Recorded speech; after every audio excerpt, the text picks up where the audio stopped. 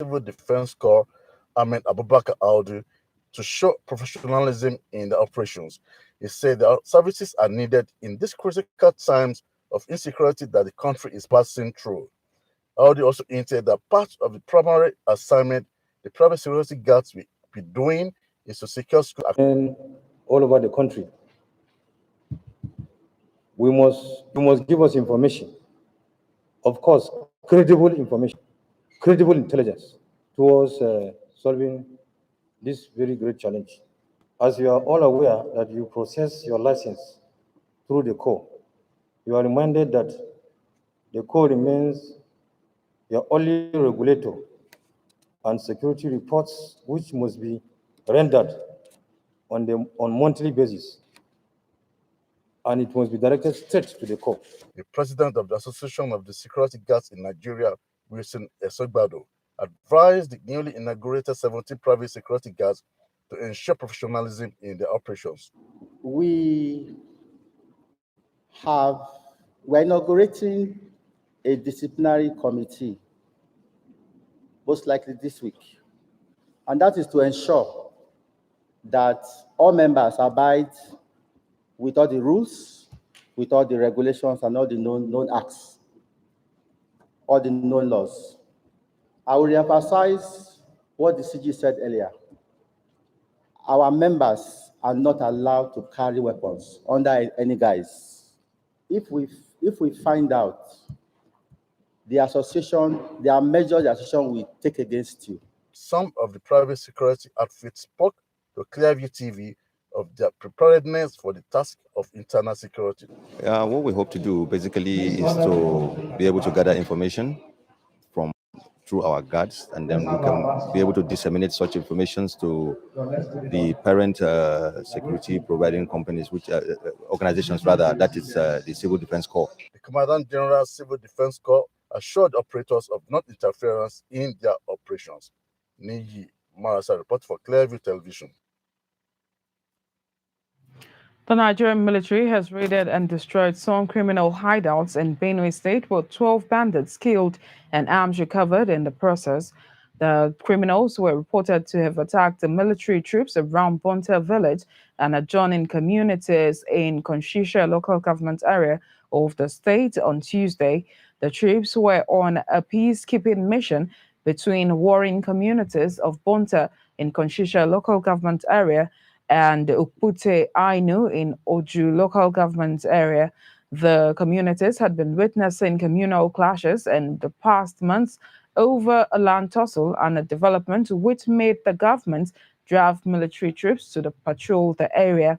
The troops were, however, ambushed and attacked around Bonta village by suspected Bonta boys. The Bonta boys allegedly seized some of the soldiers on the grounds that they destroyed their illegal roadblocks. Sources disclosed that the military, following the attack, stormed the village with helicopters and, with the support of land troops, destroyed all houses and hideouts suspected to be housing armed bandits in the area, during which several Justice Tanko Mohammed has appealed to members of the Judiciary Staff Union of Nigeria, JUSUN, to call off their industrial action. Justice Mohammed made the appeal to the judiciary workers following a meeting with some JUSUN officials on Tuesday. According to his media aide, Ruraka Isa, in a statement, the Chief Justice met with some national and local officials of the union for a few minutes in his chamber at the Supreme Court in Abuja, the Federal Capital Territory. Issa said the meeting was convened to explore solutions and ways to mitigate the impact of the ongoing strike on the nation's judiciary sector. At the end of the meeting, the CJN asked the JUSUN officials to shift their swords while the process of making state governments obey the Executive Order 10 and various court judgments on the autonomy of the judiciary were being implemented. Members of the union commenced a nationwide strike on Tuesday in protest of the refusal of the state governments to enforce financial autonomy in the judiciary. The judiciary workers faulted the state authorities for their action, which they said contravened the provisions of the 1999 Constitution. The Federal High Court had on January 13, 2014, confirmed the autonomy of the judiciary. in line with the spirit and letters of the Constitution. The judgment was followed by a memorandum of understanding between Jusun and relevant stakeholders, under which the parties agreed to give effect to the judgments of the courts. Yobe State Council of Nigeria Labour Congress (NLC) has expressed support and solidarity for the industrial action embarked upon by the Parliamentary Staff Association of Nigeria (PASAN) and the Judicial Staff Union of Nigeria (JUSUN). In a statement signed by the council's chairman Mukhtar Musa Tarbutu and made available to newsmen in Damaturu, the council appreciated the unions for demanding their rights over financial autonomy of national and state houses of assembly, as well as judiciary commission in the country. NLC in Yobe State and the statement called on the striking person and JUSIN members not to relent in their efforts, but rather continue to press home their demands without any breach of law and order. He pledged a continued support and partnership in pursuing the struggle of enhanced welfare of their members. Recall that the Parliamentary Staff Association of Nigeria (PASAN) had on 23rd March 2021 sealed the entrance to the Yobe State House of Assembly complex in Damaturu, thereby truncating activities of the lawmakers. The Independent National Electoral Commission (INEC) has denied hiring individuals or groups as consultants for staff recruitment. Festus Okoye, National Commissioner and Chairman, Information and Voter Education Committee, made this known in a statement in Abuja. Okoye urged members of the public to report the security agencies, individuals or groups claiming to be consulting for the commission on the recruitment of staff. He said the attention of INEC has been drawn to activities of some fraudsters claiming to be working for the commission on recruitment of personnel. They said that unscrupulous elements had gone to the extent of cloning INEC's logo and commenced soliciting for applicants for jobs in the commission. Authorities in the West African Examination Council (WAEC) said this May-June senior secondary school examination WASC may not hold as scheduled. Head Nigeria Office WAEC Patrick Aragon also spoke while speaking on students' performance in previous exams. The West African Examination Council's head of the Nigerian National Office, Patrick Aragon, has announced that Nigeria is not ready for the 2021 West African Senior School Certificate Examination because of the coronavirus pandemic that distorted the school's calendar. He made the remark on Tuesday during a press briefing that announced the release of private candidates' results for West African Senior Secondary Certificate Examination 2021 First Series. No country is ready now because of the disruptive effect of COVID-19, which necessitated a rescheduling of the academic calendar all over the sub-region. So no country is ready. You cannot administer an examination to a set of candidates not yet prepared for the exam. That would be monumental failure. There's no disagreement between the government and WAEC whatsoever. Over 7,000 private candidates sat for the West African Senior School Certificate Examination, representing 38% decline compared to 2020 entry figure. WAEC said this could be attributed to the effects of coronavirus pandemic. 1,074, that is 48.93% were male candidates, while 1,121, that is 51.07% were female candidates. The percentage of candidates in this category in the WASC for private candidates 2019 and 2020, that is, those who obtained credit and above in a minimum of 5 subjects, including English language and mathematics, were 26.08% and 32.23% respectively.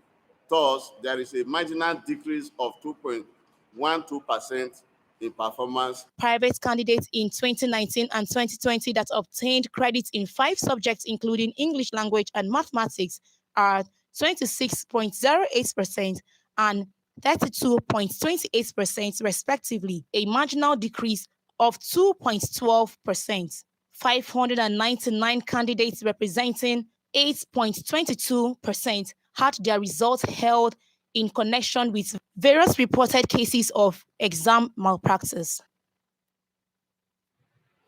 To sports now, Edo State Governor Godwin Obaseki has led the Minister of Youth and Sports Development, Sunday Dare, on an unscheduled visit to the 20th National Sports Festival Games Village at the University of Benin. They were received by the Vice Chancellor of the university, Professor Lilian Salami, who took them on a tour of the village where the participating states' contingents were being camped. Governor Godwin Obaseki expressed satisfaction that the sports festival is going on well. He assured that the village will be regularly fumigated given the season and that there will be constant power supply. Minister of Sports Sunday Dare said the games is holding in strict compliance with the COVID-19 safety protocols. So far, so good. I'm pleased. The athletes seem to have settled in. They seem to be comfortable. The camp is very busy and bustling with a lot of life and activity. And this is what we expect a games village to look like. It's already season, so even after fumigation, you still expect there will be mosquitoes around. So we'll keep taking care of that. And for the power situation, they're on top of it. So they're not deal breakers, I should say. They're challenges that we live with as a country.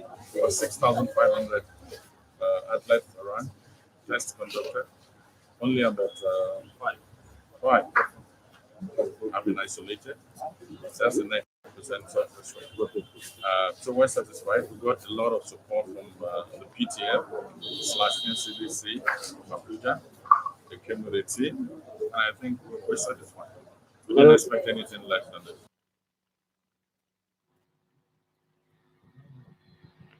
Speaking on the two state contingents, Oyo and Taraba, that were earlier disqualified for not complying but the laid down COVID rules for participation in the festival, Sunday Dare noted that they have joined the games after fulfilling their obligations. He stressed that every state must obey all guidelines set for a COVID-19 free and successful competition. To the foreign scene once again, a Turkish court this Wednesday sentenced 22 former soldiers to life in jail for their roles in a failed 2016 bid to oust President Recep Tayyip Erdogan in its latest mass trial of suspects whose failure to oust Erdogan was followed by a sweeping political crackdown and arrests. An Ankara court investigated the roles of 497 former soldiers, including members of the presidential guard. The post attempt included a raid on Turkey's main state television broadcaster, whose newscaster was forced to read out a statement from the military junta leaders. One of the president's lawyers provided a document showing the judge jailing 22 former ranking military personnel for life. These included former Lieutenant Colonel Omid Ganser, who was convicted of violating the constitutional order by making TRT television read out a coup declaration. The court also handed ex-Major Fadakar Aka an aggravated life sentence for leading a team from the regiment to the General Staff headquarters on the night. Former Colonel Mohammed Tanju Pocher received his sentence for directing the occupation of the TRT building, it added. Djibouti's President Ismail Omar Guelleh is expected to extend his two-decade rule of the tiny Horn of Africa nation as the country heads to the polls on Friday. Guelleh, 73, is facing political newcomer Zakaria Ismail Farah, his only rival after traditional opposition parties decided to boycott the election. A businessman specialized in the importation of cleaning products, Farah, 56, is seen by observers as unlikely to pose a significant challenge to the strongman who has been in power for 22 years. Djibouti is a largely desert country strategically located on one of the world's busiest trade routes and at the crossroads between Africa and the Arabian Peninsula, a short distance from the war-torn Yemen. Under Guele, the country has exploited this geographical advantage, investing heavily in ports and logistics infrastructure. At the same time, the country has seen an erosion of press freedom and a crackdown on dissent. Guele's predicted fifth term will be his last under a 2010 constitutional reform that scrapped term limits while also introducing an age limit of 75, which will lock him out of the future elections. With our reports, we've come to the end of the news, but before we go, a quick recap of our main stories.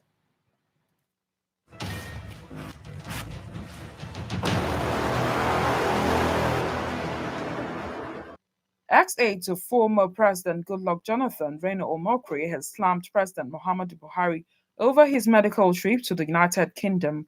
Omokri, in several tweets, questioned the decision of the president to have himself treated in London after reportedly failing to build a single hospital in Nigeria.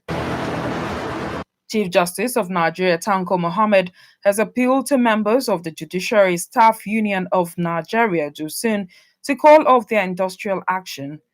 Justice Mohammed made the appeal following a meeting with some JUSUN officials. We also told you that Djibouti's president, Ismail Omar Guelleh, is expected to extend his two-decade rule of the tiny Horn of Africa nation as the country heads to the polls Friday. Guelleh's predicted fifth term will be his last under a 2010 constitutional reform that scrapped term limits while also introducing an age limit of 75.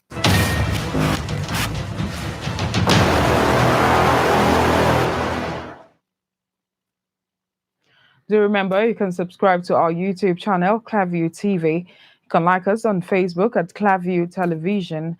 Follow us on Instagram at Clearview TV_NG and on Twitter at Clearview Online.